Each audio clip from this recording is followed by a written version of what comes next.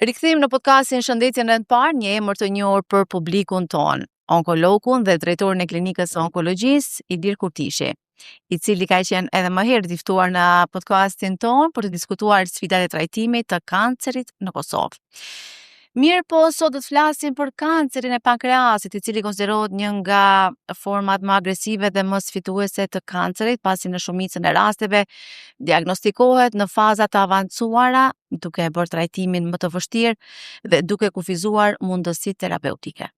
E kohët e fundit kanë qarkulluar lajme për një ilaç të ri eksperimental që po paraqitet si një zhvillim premtues në luftën kundër kësaj sëmundje. Por çfarë dim realisht për këtë trajtim?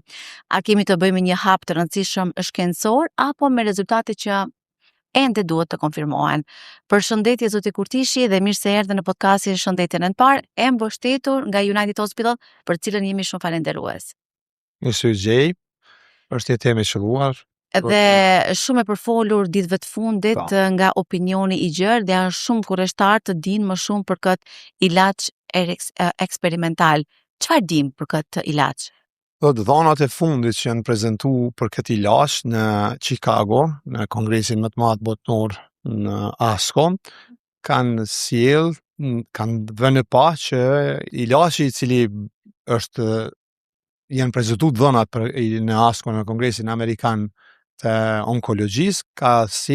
vënë pa që përdorimi i tij e dyfishon jetën të pacientë të cilëve është ndalë trajtimi me kimioterapi. Pra janë shterë, një herë trajtimi me kimioterapi të pacientit. Me terapi bazike onkologjike, që është kimioterapi. Dhe pastaj përdoret me një periudhë të saktuar kohore, për shembull tretmani i kombinuar me një ilaç 2, 3, 4. Varet nga sëmundja, varet nga stadi i sëmundjes, varet nga performanca e pacientit dhe përdoret terapi standard ose protokoll standard i mjekimit të kancerit të pankreasit, qoftë ai trajtim neoadjuvant para mjekimit me operacion ose trajtim adjuvant pas operacionit, pra qoftë nëse jepim në terapi për me rrudh sëmundjen dhe pastaj me operu, apo njëherë operojmë pankreasin dhe pastaj e trajtojmë me medikamente. Edhe kur është fjala për operacion të pankreasit, gjithmonë duhet me pas parasysh që numri më i madh i pacientëve lajmërohen në stade të avancuara të sëmundjes, kur mjekimi bazik dhe kryesor është mjekimi me barna dhe jo ai operativ, apo vetë lokalizimi i sëmundjes, pra në kokë të pankreasit e bën qasjen operative shumë të vështirë dhe vazhdohet me mjekim onkologjik, pra medikamentos, nëse ka nevojë dhe trajtim me rrezatim specifik ose IMRT ose stereotaktik nëse lezionet e pankreasit janë të vogla apo dikun aty. Edhe ky ilaç pikërisht është testuar te pacientët të cilët janë shterë ose janë shfrytzu të gjitha kapacitetet onkologjike medikamentoze ekzistuese, edhe është hulumtu, pra ai grupi pacientëve, prej 500 nga ta, janë fut në këtë hulumtim klinik me një bar i cili ka targetu një rrugë të bartjes së informatave të qelizave malinje, dhe është pa se ata të cilët e kanë përdorur këtë bar kanë jetuar spaku dhe 6 deri 9 muaj më shumë sesa nëse nuk ishin trajtuar. Edhe kjo ka bërë që këto rezultate të publikohen në kongresin e fundit pra në ASCO, edhe ka marrë ovacione të shumta nga mira onkolog të cilët kanë qenë prezent në atë kongres, dhe kjo tregon për peshën të rëndësinë e përdorimit të këtij ilaçi në të ardhmen. Pra nuk është vetëm për momentin, është bar i hulumtuar në fazën e 3 klinike dhe pritet shumë shpejt të del në përdorim në Shtetet e Bashkuara të Amerikës dhe pastaj edhe në Evropë për përdorim në masë te pacientët apo pacientët që kanë qasje në marrjen e këtij bari. Pra siç ju po thoni, kemi të bëjmë me një revolucion sa i përket zbulimit të një ilaçi që po thuhet eksperimental, apo duhet të kemi pak kujdes në interpretimin? Jo, është realitet kjo që ky bar do të ka benefit në përdorim, dhe kjo do të shifet në muajt në vazhdim, vitet në vazhdim, që vërtet është një medikament premtues, por kjo nuk ndalet me kaq, që ky bari është duke u testuar edhe në patologji tjera, në sëmundje tjera, disa lloje të kancereve të avancuara. Edhe shpresojmë që të ketë edhe në ato raste benefit, meqense sot trajtimi i sëmundjeve malinje nuk bazohet vetëm në lokalizim të sëmundjes, pra një tumor i lokalizuar në zorë, në gjë, në mushki kështu me radhë, por edhe në hartëzimin ose analizën gjenetike të tumorit që bëhet përmes analizave të veçanta, qoftë të indit tumoral, qoftë të gjakut, ne i themi liquid biopsy, biopsi së gjakut apo lëngjeve, edhe në këtë mënyrë pra analizohen edhe ato qeliza tumorale ose ADN-ja qelizave tumorale e cila mund të jetë prezente në gjak, edhe testohet pra duke përdorur, edhe kjo është i novitet, edhe AI-n, pra inteligjencën artificiale në bërjen e një harte komplet gjenetike të tumorit edhe shënjëzimin ose targetimin e sakt të kësaj smundje, edhe në këtë mënyrë të jepen rezultate edhe gjithmonë pra këto rezultate të interpretohen dhe të vënë në zbatim në jetën tonë përditshme, pra të përdoren ilaçe të veçanta që smundjen malinje ose smundjet malinje pra në përgjithësi të kenë këto ilaçe gjatë përdorimit të tyre këto smundje t'i fusim në kontroll. Edhe kjo kontroll është e dyanshme. Një anë që smundja nëse është në stade të hershme të mjekohet mirë, kurse nëse është smundja e avancuar ajo të shndrohet pra në një farë forme në smundje kronike, pra siç është smundja e sheqerit apo siç është hipertensioni arterial, edhe njeriu të jetojë me këtë smundje me mjekim adekuat dhe të ketë një jetë të mirë gjatë përdorimit të medikamenteve apo gjatë mjekimit onkologjik. Kjo është për momentin edhe qëllimi i mjekësisë moderne, sidomos fjala bëhet për onkologjinë e ditës së sotit. Po në cilën fazë studimeve klinike ndodhet ky trajtim edhe kjo është fazën ka marrë approved, ka marrë aprovimin dhe janë publiku dhënat nga fazën e tretë hulimtimi dhe përgatitet tash do të përgatitet për marrjen e vendimit final për përdorim në Shtetet e Bashkuara. Sa kohë mund të marrë kjo për përgatitjen? Kjo varet prej, unë mendoj që duhet bëhet muajve në vazhdim, meqense vari ka kalu fazat e studimit edhe fazat e testimit, edhe tash bëhet gati shumë shpejt që të plasohet ndoshta deka fundi i vitit. A ka shpresa Kosova për këtë ilaç? Jo vetëm Kosova, por edhe vendet e Ballkanit dhe Evropës, me siguri do t'i nështrohen disa rregullave të veçanta të cilat janë në fuqi, në bari për të përdorur në Kosovë duhet të jetë sipas standardeve evropiane, pra të ketë kontroll dhe të ketë certifikat nga EMA dhe pastaj me aprovimet e Ministrisë së Shëndetësisë, normalisht me kërkesat nëse bari është i tillë çfarë janë rezultatet, me një hallka të veçanta ku shkohet nga grupet punuese ose kolegjiumet e klinikës së onkologjisë këtë rast dhe pastaj takimet konsultative dhe aprovuese me ndërkomisionet dhe komisionet e Komitetit Kyçlistës Esenciale dhe normalisht me aprovimin e Ministrisë së Shëndetësisë, sikur që bëhet zakonisht për barna të cilët duhet të futen në listë esenciale, barna të cilët janë të aprovuar dhe barnat me të cilët trajtohen edhe pacient jo vetëm në vendet e Evropës, por edhe në vendet e rajonit, në që Kosova të mos ngecë, po të jetë në hap në trend edhe me trajtimet e dhura, të aprovuara, të bazuara, edhe ato që më domosdoshme dhe më të rëndësishme për trajtimin korrekt dhe modern smundjeve malinje. Zotri Kurtishi, thatë që sipas informacioneve që keni sigurisht, thatë që janë duke eksperimentuar edhe në sëmundje tjera malinje, sa i përket këtij ilaçi. Në ato informacione që keni, cilat janë ato? Mund të jetë të smundjet e vezoreve, smundjet gjirit, smundje vezoreve, smundjeve tumoreve të kokëqafës e kështu me radhë, pra bari i cili do të harta gjenetike ose analizat gjenetike të këtyre tumoreve mund të jenë ose ato ndryshimet, mutacionet që ndodhin në këto tumore mund të jenë ngjashme sipas analizave gjenetike dhe shpresojmë që kjo të është e vërtet dhe ky bari dhe barna tjerë të cilët janë në faza eksperimentale testuese për patologji të ndryshme nga kompani të caktuara të cilët merren me studime klinike, të kemi në këto barna të ardhmen dhe smundjet maline të trajtojmë më mirë. Si përkthehet ky lajm kaq i rëndësishëm tek pacientët? Domethënë çfarë inovacioni është për ta? Po është diçka e mirë sidomos për ata me kancer të pankrasit, sepse ka një fije shpresë që ata të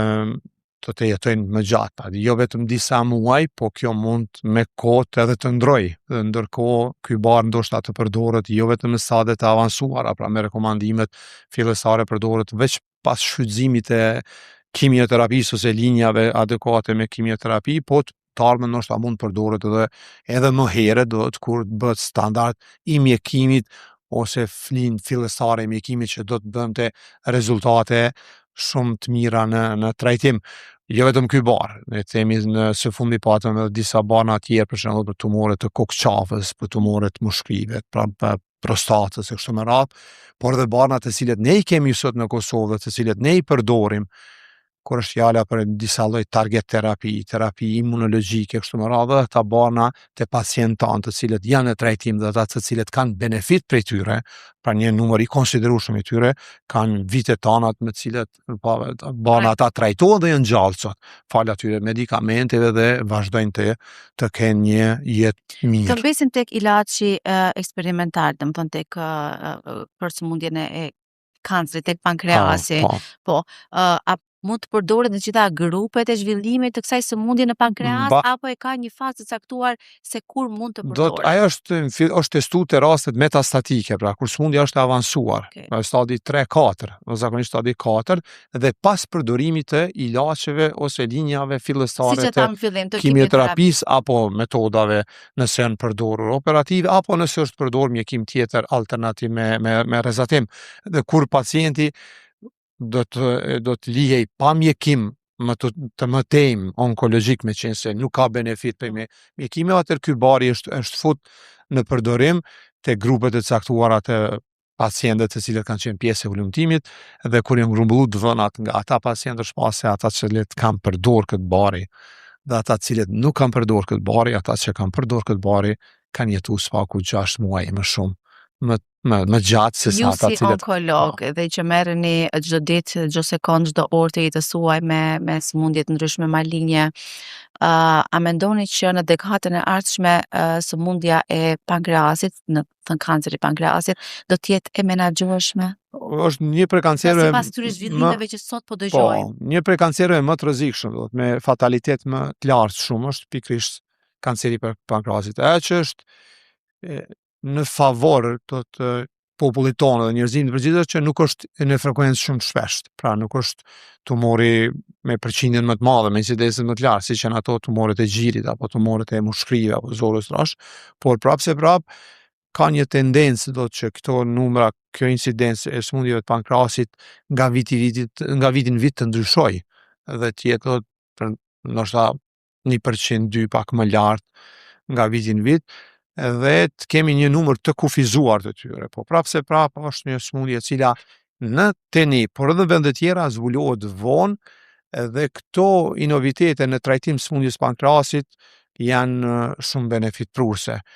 Ajo që do të ishte më e mira do të jetë që secili pacient do të ketë terapi të personalizuar dhe të ketë trajtim adekuat dhe terapia të veprojë. Meqense sëmundjet maligne për fatin tonë të keq, do të kanë qelizat themi më të mençura në botë dhe me një moment të caktuar edhe nëse ne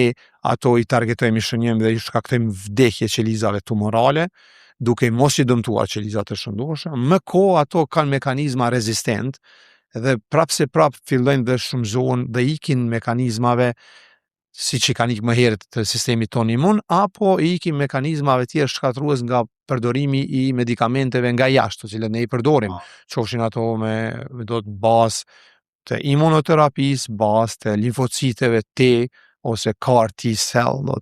merren limfocite nga trupi jonë dhe shumëzohen dhe pastaj prapë injektohen në organizëm, apo barnave të mençur ose terapisë biologjike, e cila shënjëzon dhe lidhet për ligande të caktuar, pra për lidhet për receptor në membranë qelizore ose membranë ose citoplazm ose bërtham, dhe në atë mënyrë pengon hallkën e bartjes së informatave të qeliza maligne, në mënyrë që ajo vetveten ta vazhdoj ta ngacmoj, ta shumëzoj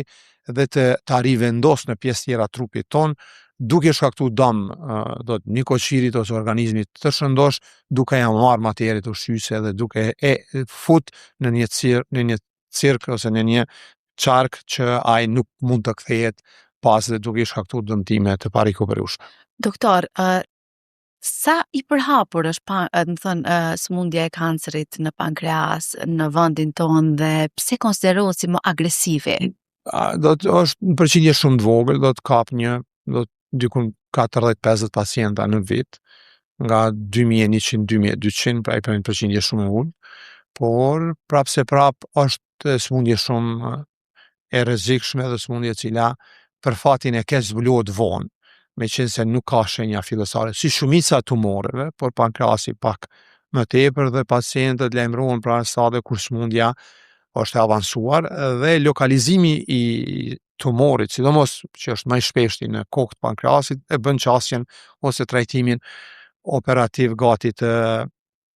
parealizueshëm, edhe pse ka teknika operative që mbetet do të teknika operative më e shpeshtja që është sa vite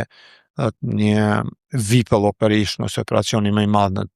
traktin digestiv. Edhe këtu ka mendime të ndryshme dhe sot përdoren robot të ndryshëm në mjekimin kirurgjikal apo të përdoren edhe trajtimane radiokirurgjike, sepse të bësh një trajtim operativ masiv në pankras në kokë dhe ta prishësh komforin e jetës me impakt shumë t'ullt në jetëgjatësinë e pacientit, atëherë më mirë është që ne ta trajtojmë pacientin duke mos ia prish komforin e jetës, por duke përdorur mjetet më pak invazive me mbërrit rezultate të cilët janë më të arsyeshme, pa më pak invazive për pacientin dhe më pak dëmshme për ta. Edhe për këtë arsye janë bërë këto ulëmtime dhe bëhet mjekësia onkologjia moderne edhe onkologjia ditët e sotme në pas ulëmtimeve në nivel të qelizës dhe do të hartës gjenetike të tumorit shkon në drejtim që të përdoren barna të cilet do të shkatojnë qelizat tumorale pa i shkatru qelizat. Por edhe këtu ka diçka që mund bëhet më shumë, edhe kjo në këtë anë është duke shku edhe do të studimet e reja dhe analizat edhe vlerësimet e reja, që ne të bëjmë analiza citologjike të gjakut ose lëngjeve trupore edhe ekzaminimeve radiologjike të ndryshme, sidomos atyre do të ekzaminimeve me gjak, pra të bëhet një ctDNA ose një analizë e gjakut dhe ne të mund ta zbulojmë sëmundjen kur është stadin hershëm. Kjo në kohë bie sa më herët, stadin 0, stadin 1 ose 2, dhe sëmundja në ato raste mund të ketë nëse trajtohet korrekt dhe ka ilaçe, medikamente, teknika ndryshme radioterapeutike apo dhe operative të kenë benefitin më të madh si një trajtim multidimensional. Po kjo është duke u bërë në vendet e zhvilluara, meqense ata kanë qasje edhe në këto analiza të cilet janë të sofistikuara dhe kanë një kosto dhe ata tentojnë që gjithçysh këto pastaj të vënë në praktikë të përditshme dhe të kenë qasje njerëz shtetet të ndryshme, pra të i përdorin këto forma të testimeve në mënyrë që sëmundja dhe kjo ajo mendojmë që do të jetë çelësi i trajtimit të sëmundjeve maligne edhe të pankrasit sikur sëmundjeve tjera. Pra shumë e lehtë dhe më mirë dhe më e suksesshme është ta gjejmë sëmundjen më herët kur ajo është në faza kur mund menaxhohet më mirë se sa ta trajtojmë kur ajo i ka dhënë shenja shumë të avancuara, kur ne duhet të përdorim terapi shumë agresive me një kosto shumë të lartë, edhe me rezultate të cilat edhe pse sot janë rezultate të mira, shumë të mira nëse krahasojmë me vitet paraprake, kur mund të zgjatet një njeri jeta për disa javë, muaj edhe vite, meqense edhe ne kemi rezultate konkrete dhe ka ulëmtime dhe dhëna konkrete për këto, por ajo që duhet bëhet edhe më shumë është pra diagnostikimi i hershëm i sëmundjes i pankrasit në mënyrë që rezultati të jetë më i mirë. Cilat mosha i prek më shumë kjo? Pra sëmundjet e maligne në përgjithësi, po edhe pankrasi atakon moshat mbi 50 vjet, do të personat e moshës, mund të themi mesatare, pra relativisht të ri, edhe do të me plakin e organizmit kjo sëmundje mund të jetë edhe më e shpesht, frekuencë më të madhe, incidencë, dhe mund të jetë për fasade të avancuar në përqindje më të lartë lajmërohet, por nuk janë të mbrojtur as moshat ndër 50 vjeç, më pak, po ne kemi edhe pacient ndër moshën 50 vjeçar, numër shumë i vogël, po ka në moshë 40, 40-50 vjeç. Me cilat simptoma mund të vinë ata lajmërohen zakonisht te mjeku, pasi që sëmundja është zhvillu për një kohë dhe si shenjë e parë mund të jetë një dhimbje jo zakonshme në bark, mund të kemi probleme ose lajmërim të smundjes së sheqerit, çrregullime në monitor në metabolizëm të sheqerit, pra shenja të smundjes së sheqerit. Pastaj mund të kenë dot çrregullime në tretet e ushqimit, meqense pankrasi prodhon enzime dhe ka dy komponent, ka pjesën endokrine dhe egzokrine, me cilat pankrasi rregullon shumë funksione metabolike të materieve tona ushqyese, po dhe në anën tjetër funksione endokrine me cilën rregullon nivelin e karbohidrateve, sidomos sheqerit, por në jetën ndikon edhe në metabolizëm proteinave dhe të yndyrnave. Dhe këto krejt kanë një farë çrregullimi, do të një farë malnutricioni të shoqëruar me ndryshime edhe në funksionin e punës zorëve edhe organeve tjera të tubit digestiv, dhe këtë mënyrë pastaj pacienti mund të lajmërohet ose të disa raste në smundja është avansuar të lajmërohen shenjat nëse smundja është lokalizuar në mëlçi të jetë i zverdhur ose të zverdhja të ndodh për më një herë, që ne e hulumtojmë do të kem obstruksion të mos mund të nderdhet përbërja e lëngut biliar nga mëlçia në pankreas, dhe ajo pastaj lokalizimi i tumorit ta pengoj këtë, dhe këto produkte biologjike trupit ton, këto komponime të dalin me gjak të dalin në lëkurë, dhe pastaj ajo të bëhet e dukshme apo të shkojnë edhe në pjesë të ndryshme të trupit ton, zakonisht edhe në fytyrë, në sklerat, në të bartë e syve, në tru, dhe të vendosen në veshka, kështu me radhë, dhe do të shoqërohet me një situatë alarmante me kompromitim edhe të funksioneve metabolike të organizmit, edhe që manifestohet me ndryshime në analiza laboratorike të pacientit, me ndryshime në faktorë, parametrat të caktuar të mëlçisë dhe të veshkave, dhe pas edhe pacienti të lajmërohet te mjeku, pra mund të ketë një jashtëqitje ta ketë pa ngjyrë ose një urinim shumë të mbyllur, edhe kjo të ndodh për shpejt, dhe kjo tregon që mund të jenë shenja të cilët smundja është po. Apo rrallëherë ndodh të kemi disa çrregullime ose lajmërim të smundjes së sheqerit ose çrregullime metabolike, dhe kur ne shkojmë ta gjejmë smundjen në stadin e parë, dytë, duke hulumtuar diçka tjetër, e të zbulojmë smundjen. Dhe normalisht kjo mund zbulohet kur është lokalizimi i tumorit pankreasit në trup, zakonisht ose në bisht mas shumti, kur jep shenja fillestare dhe në mënyrë rutinore na mund të gjejmë, se lokalizimi në kokë zakonisht i tumorit pankreasit ndodh pak më vonë dhe shenjat fillestare pra anashkalohen ose neglizhohen nga pacienti dhe janë të padukshme në fillim, dhe kur smundja bëhet do tumori kalon disa centimetra dhe jep shenja qofshin ato fiziologjike ose obstrukti mekanike, smundja të bëhet e dukshme dhe të kërkohet ndihmë te mjeku, dhe pastaj të vërtetohet se bën ose nuk bëjmë kemi të bëjmë me një smundje maligne të pankreasit. Cilat janë faktorët më të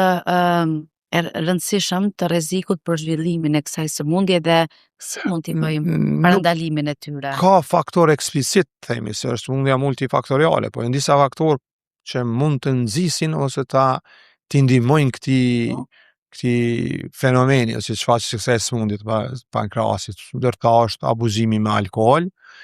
do të thotë konsumimi i tepërt, abuzimi me alkoolit, pastaj konsumimi i duhanit, ndonjëherë do të inflamacioni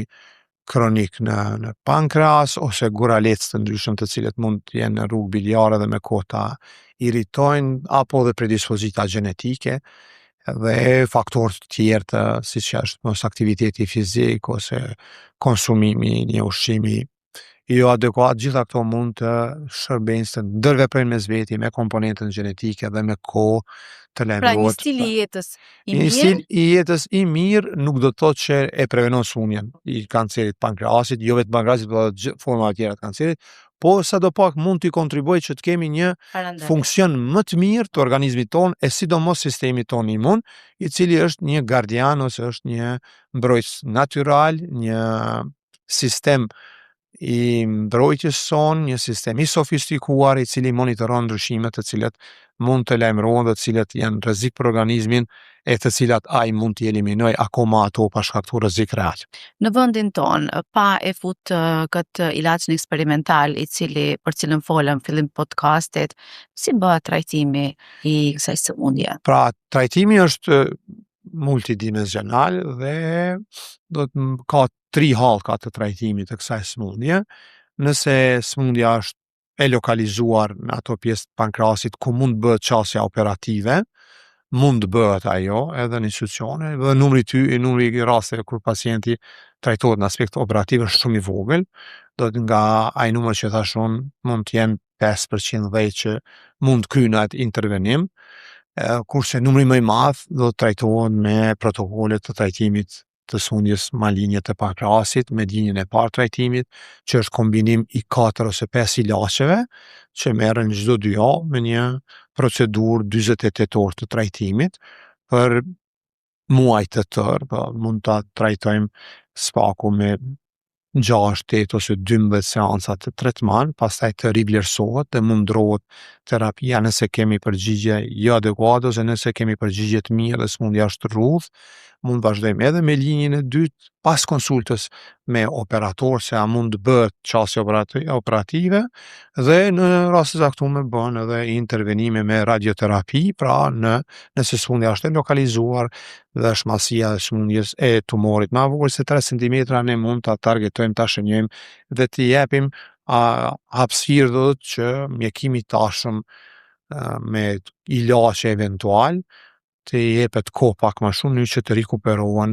edhe funksionet e organeve tjera si rezultat i dëmeve eventuale nga përdorimi i citostatikëve gjatë kohës së përdorimit të këtyre ilaçeve, dhe kjo bëhet dhe ne kemi të dhëna dhe rezultate të njëjta me vendet e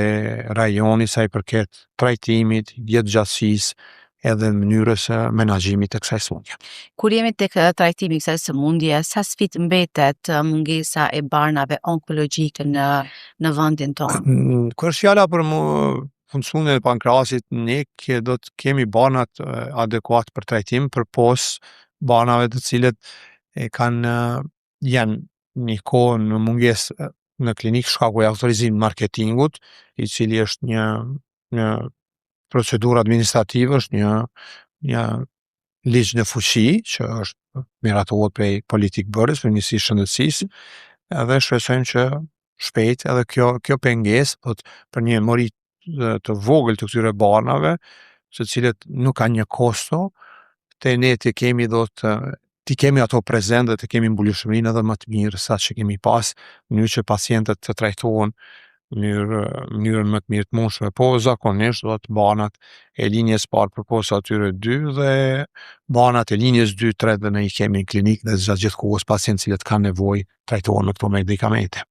Përkundër kësaj sfide që sapo përmande apo një problemi që mund zgjidhet nga politikbërësit, a keni bërë hapa të tjerë konkret për ta zgjidhur këtë situatë ju si klinikë?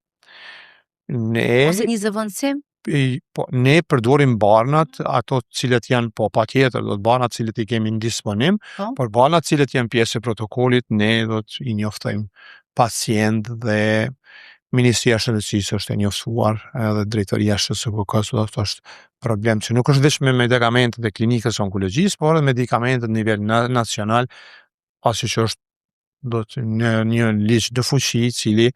kërkon që kjo praktikë e këtyre autorizim marketingut të zbatohet dhe të jetë e domosdoshme për përdorimin ose marrjen e banave në klinikë. Po si shpjegoni faktin që një pjesë e pacientëve që trajtohen në klinikën tuaj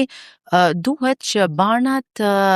t'i blejnë vetë, pra të vetë financohen me barnat që u janë të nevojshme për kurimin e tyre apo trajtimin në vazhdimsi?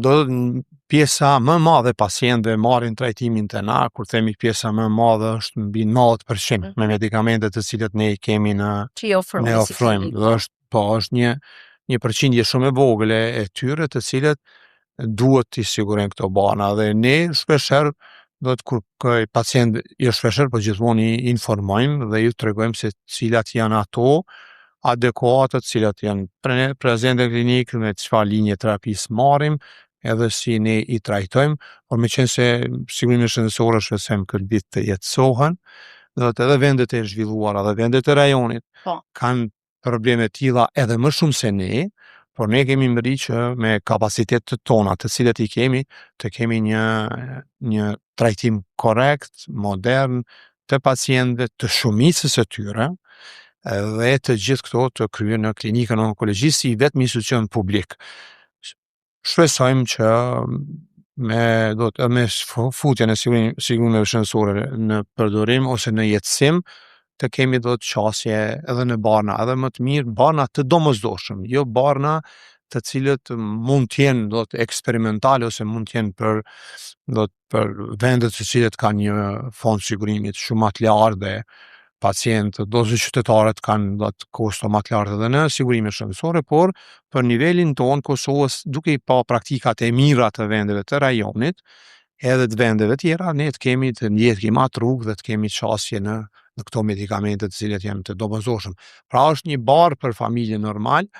por kur marrim parasysh gjitha ato sfidat të cilat e ka klinika dhe ne përballemi çdo ditë me to, dhe kur shohim edhe praktika tjera në vendet e rajonit, ne mendojmë që duhet bëhet edhe më shumë dhe pacientët të kenë të vetëm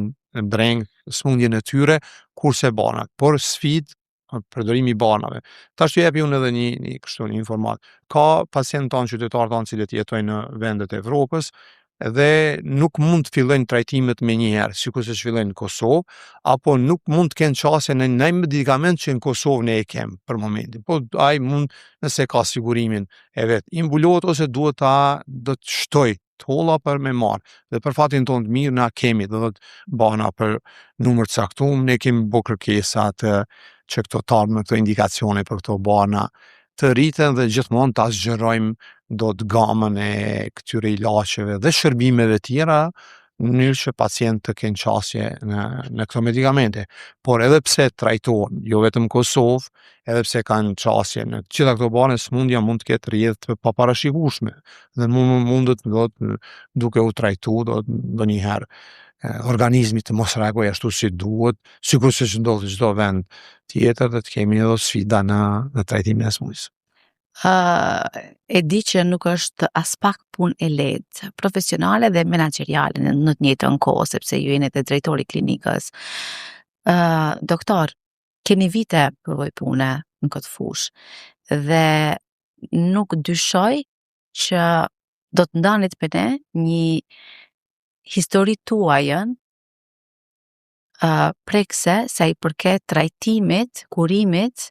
të familjarëve tuaj, se besoj që keni pas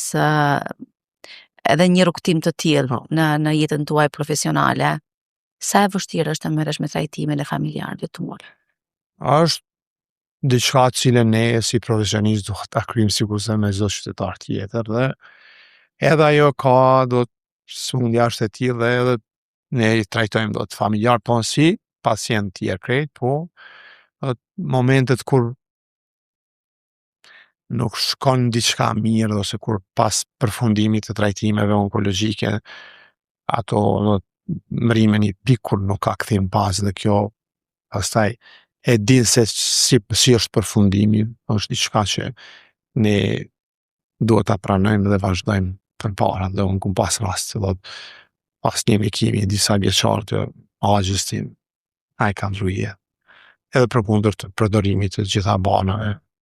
që i kem pas në klinik, të gjithë klinik, trajtimin e kem bo aty, në Kosovë, smundja ka pas vjedhën e tillë dhe ne jemi pajtu me ato dhe kemi vazhdu për para. Apo që kam familjar tjerë të cilët jam duke i trajtu, ka disa vite dhe kjo jo vetëm familjar, po gjithë qytetarë dhe gjithë njerëz që jo vetëm unë, po këtë gjithë stafi i klinikës dhe me një përkushtim dhe me një vullnet të jashtëzakonshëm dhe nuk është e lehtë, as pak sidomos për mjek onkolog, të cilët me një trajtim të jashtëzakonshëm dhe të gjithë pacientët të cilët kanë nevojë dhe të gjithë ata të cilët ne nuk ja arrijmë ti kemi sot në jetë për shembull për të gjithë ata lejnë gjurmë në secilin mjek ose staf të klinikës onkologjisë dhe ajo është diçka përmbetet e ne si një shenjë me cilën ne du të jetojmë. Edhe anën tjetër, ne kemi ndoshta prej profesioneve që më shumti kem kontakt me pacient, me qenë se ka pacient që jetojnë muaj, vite, ndoshta edhe më gjatë, me ta ka një kontakt më shpesh dhe normalisht ajo është shumë sfiduese për ne, por ne duhet vazhdojmë përpara. Në podcastin e parë që e mbajtëm bashk, më la shumë përshtypje një përgjigje juaja kur ju pyeta e menaxhoni mirë situatën me veten tuaj se i përket emocioneve dhe ju më thatë po. E sfidoj vete nga ana psikologjike. Dhe unë ju përgëzoj për këtë. Faleminderit. Jo vetëm ne, po gjithë e sfidojmë dhe tentojmë që një farë formë ose tjetër me komunikim mes kolegial dhe me suportin e familjes normal, që të bëjmë më të mirën dhe të jemi aty, do të vijën e partë frontit me njerëz të cilët janë luftojnë me jetën, me gjithë ato kapacitete dhe mundësitë të cilët ne i kemë, të cilët për një mori të caktuar kanë benefit, sot janë gjallë të cilët na motivojnë edhe më shumë, po për një mori të cilët nuk mund të i kalojnë këtë sëmundje, për ne jetë një shenjë në shpirtin tonë dhe ne e majmë ato me veti dhe vazhdojmë. Edhe pse e silemi në mënyrë etike dhe profesionale maksimalisht, me qenë se sëmundjet maligni janë të tilla, janë në gjithë botën, pra kanë sjellje të paparashikueshme në momentin kur marrin do të hovës, kur marrin edhe kur fillojnë trajtimin, pasi organizmi mund të reagojë në forma ndryshme, pse prapë ne vazhdojmë mjekimet onkologjike. Ne nga jeta jonë e përditshme që kemi pas raste edhe kur pacient janë diagnostikuar dhe akoma pa filluar ndonjëherë dhe trajtimin, do të kanë pësu probleme tjera dhe do të nuk kanë mbrija as me fillu mjekimi, shkaku që sëmundja është e tillë dhe din me bo probleme të jashtëzakonshme në organizëm prej momentit kur ajo ka diagnostikohet ose vërtetohet se është e tillë dhe deri trajtimin ose vazhdimin e mjekimit të saj. Si profesionist, si e shpjegoni vjendarse mes jetës dhe vdekjes? Është shumë e vështirë, dhe është diçka që ne e shohim çdo ditë, ne e shohim çdo ditë dhe përballemi me jetën dhe vdekjen. Dhe tentojmë ta menaxhojmë në mënyrën më të mirë të mundshme duke pas parasysh edhe situatën rrethanën, do të edukimin shëndetësor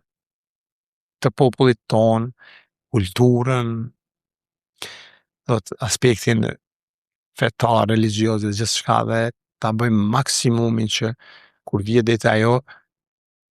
pranohet si e tillë dhe si diçka e cila është e destinuar në formë tillë dhe nuk mund të ndrohet, me qenë se do të ne kemi disa fjalë parasysh Steve Jobsit, i cili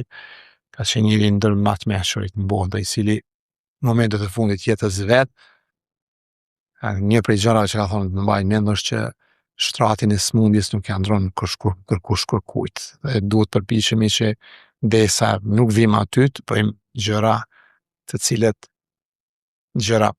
të mira, gjëra pozitive, të cilat nuk na rëndojnë pastaj me na rëndu, do të me pas